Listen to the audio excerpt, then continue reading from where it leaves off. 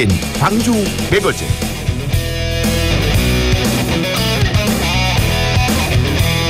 여러분 안녕하십니까, 박대호입니다. 자, 최근 학교 폭력에 시달리다 자살한 고등학생이 우리 사회에 큰 파장을 일으켰습니다. 우리 지역은 뭐 말할 것도 없고요. 박남기 광주교대 교육학과 교수와 함께 관련된 얘기 나눕니다. 교수님 안녕하세요.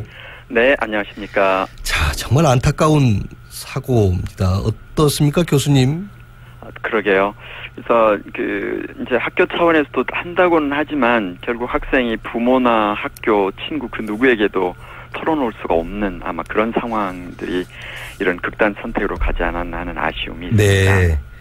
사실 뭐 교수님께서도 그러셨겠지만 저도 지금 조금 가슴이 좀 멍해서 말하기가 좀 어렵단 말입니다. 네. 정말 너무 아름다운 청춘 아니겠습니까? 고등학생이면. 네. 그러게요. 예. 이런 게 왜 일어날까요? 어떤 게 문제라고 보십니까? 그러니까 지금 이제 말씀드렸던 것처럼 이 피해 학생이 자기의 고통이나 이 피해 상황을 누구인가 하는 얘기를 할 수 있었어야 되는데. 그러게요. 주위에 그런 선생님 혹은 부모, 성인, 심지어 친구도 없었던 것으로 보여요. 네. 그래서 이제 지금 이렇게 돼서 이제 이런 경우에 자기가 오히려 얘기를 했다가는 왕따를 더 당하거나 뭐 이런 것들이 그동안의 경험으로 아마 축적이 됐을 거고, 그래서 이제 그게 오히려 또 얘기했다가 그게 잘못 번지면 자기에게 역으로 또 폭력으로 돌아오고 아마 이런 경험들이 축적되지 않았나 싶었는데요.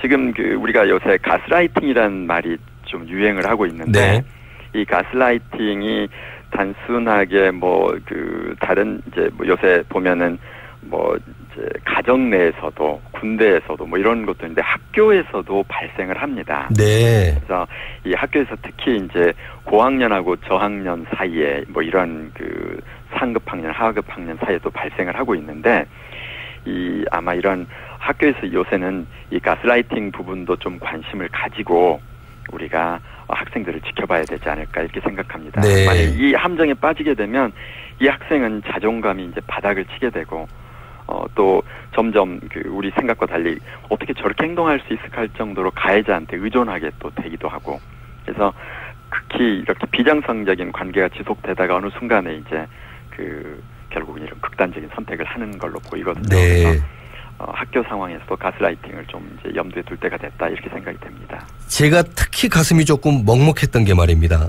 이 피해자가 남긴 유서에 심한 장난을 말려줘서 고맙다, 이렇게 일부 친구들에게 고마움을 전하는 내용이 담겨 있다고 그래서 얼마나 애틋하고 또 안타깝습니까?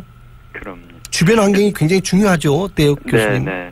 그래서 지금 이제 우리가 이런 걸 얘기할 때 이 주변 학생들, 이제 자기 친구들, 그러니까 이 학생은 지금 이 상황으로 보면 정말 가스라이팅 상태에 있었던 것 같고요. 네. 그래서 그 친구들에 대한 고마움을 표현했다고는 하지만 실은 또 다른 표현으로 하면 조금 더 자기가 터놓고 또 자기를 보호를 의존할 수 있는 그런 친구가 있었으면 하는 바람도 있었을 거예요.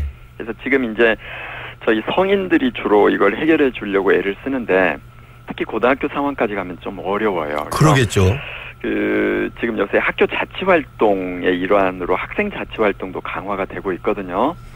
그래서 결국은 이 학생들이 조금 주체가 돼서 학폭 문제의 본질은 뭔지, 또 어떻게 예방할 수 있는지, 발생한다면 우리가 어떻게 할지, 그래서 좀 학생들이 스스로 핵심적인 역할을 하도록 이렇게 좀 지도하는 그런 것도 필요해 보입니다. 그래서 요새 민주시민교육이라는 말을 많이 쓰는데, 네. 그 기본 핵심 역량이 우리가 더불어 살아가는 것, 그리고 상대의 인권을 존중하는 것, 우리 안에 있는 폭력성을 극복하는 것, 이런 것들이 들어있기 때문에 조금은 당연히 학교에서 선생님들이 주도적으로 하고 지역사회와 협력해서 가긴 하지만 이제는 그 문제의 본질을 꿰뚫고 있을 학생들을 해결의 주체로 이렇게 앞세우는 것도 의미가 있겠다 이렇게 생각하고 있습니다. 그러니까 학교가 어떻게 보면 사회로서의 어떤 학교 울타리가 안전망 역할을 하는 게 아니고 오히려 담이 됐다는 거 아니겠습니까? 철장 같은.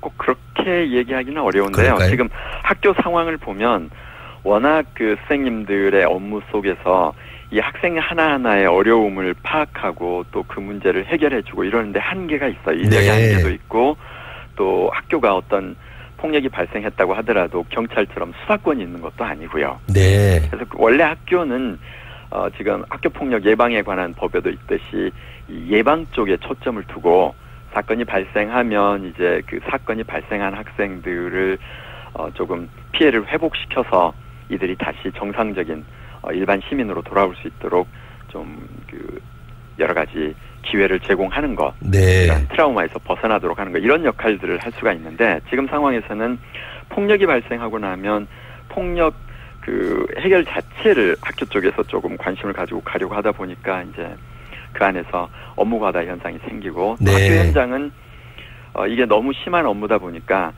거의 업무의 연속성이 없어요. 선생님들이 담당 선생님이 매년 바뀝니다. 네. 그러니까 전문성 축적도 어렵고요. 아이들과의 공감대도 조금 약해지고요. 그렇죠. 그래서 그런 부분들을 너무 학교에다만 의존하려고 하지 말고요.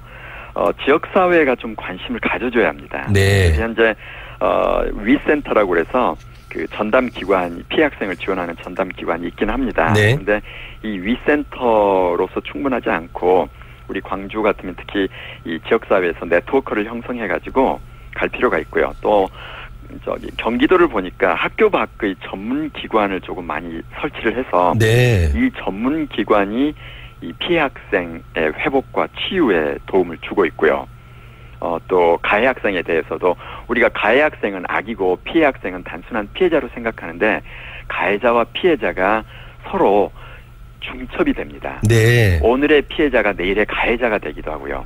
오늘의 가해자가 내일의 피해자가 되기도 하거든요. 그래서 그런 부분에서 학교 안에서만 하려고 하면 어렵기 때문에 학교가 아닌 학교 밖에서 이 자연스러운 환경 속에서 심리적 안정을 취하면서 이런 그 트라우마를 극복할 수 있도록 도와주는 것, 그게 필요합니다. 네. 지역사회의 관심이 무엇보다도 중요합니다. 그러면 학교 내에서도 그런 시스템들을 강화하고 또 학교 밖에도 그런 시스템이 있으면 얼마나 좋겠습니까? 그런데 예산 문제는 그러면 어떻게 조금 처리를 해야 됩니까? 지금도 이제 그 학교 밖 이제 학교 안에 위센터라는 것을 위해서는 이제 교육청에서 마련된 예산과 인력들이 있습니다. 네.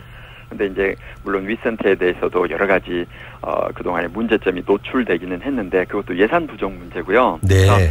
학교 밖의 피해 전담 기관이 제가 볼 때는 필요해요. 그러니까 이 피해 학생들을 회복시키기 위한 회복과 치유 기관이 필요한데 이럴 때는 네. 첫 번째 중요한 게 이제 그 경기도 사례를 보니까 학교하고 그 기관하고 지속적으로 적극적으로 정보를 제공하고 연계를 해야만 이런 사건이 발생했을 때 이 학생에 쉽게 도움을 줄 수 있어요. 그러겠죠. 네. 근데 이제 개인정보 보호라고 해서 정보 제공이 잘 안 되다 보니까 이 도움 주기가 어려운 거예요. 네. 그다음에 이제 그럴 때 결국은 지자체하고 교육청이 인력 풀을 구성하고 시스템을 구축해서 예산을 지원해야겠죠. 네. 지금 이제 현재 예산은 보면은 그 바우처라는 게 있어가지고 이런 일이 생겼을 때 거기에서 이제 지원을 받을 수 있도록 하는 일종의 쿠폰이죠. 네. 이런 이제 중앙정부 예산이 있고요. 또 학교 안전공제회가 가지고 있는 예산을 가지고서도 이렇게 그 상담을 받거나 이런 걸 하기도 합니다. 네. 근데 이제 지금 오늘 좀 조사를 해보니까 안전공제에서 이렇게 이제 먼저 상담도 받고 이런 학교 밖 센터로부터 도움을 받았을 경우에 비용을 우선은 개인이 지급할 수밖에 없어요. 그러겠죠. 그리고 처음에는. 나면 사후에 심의를 거쳐서 이제 피해 학생 측에 안전공제가 지급을 하는데 또 안전공제는 가해 학생에게 구상권을 통해서 네. 회수하는 그런 시스템을 가지고 있어요. 그래서 이런 경우에 도움을 받을 수 있는 것도 학교폭력이 그 심의위원회에서 인정된 경우만이거든요. 네. 근데 또 그 인정받는 절차도 좀 복잡하고요. 그래서 이런 부분에서 조금은 우리가 개인이 어떤 그 트라우마를 겪고 있거나 개인이 우울증을 겪을 때도 사회에서 쉽게 도움을 받도록 센터가 돼 있잖아요. 네. 그래서 이렇게 중고생들, 초중고생들이 이런 어려움을 겪을 때는 일단 사회에서 우리의 미래 시민들이잖아요. 현재 네. 시민이기도 하지만 그래서 지자체에서 그 관련 예산과 인력을 조금은 더 관심을 갖고 지원했으면 알겠습니다. 하는 생각이 듭니다. 네. 오늘 좋은 말씀 고맙습니다. 네, 고맙습니다. 박남기 광주교대 교수였습니다.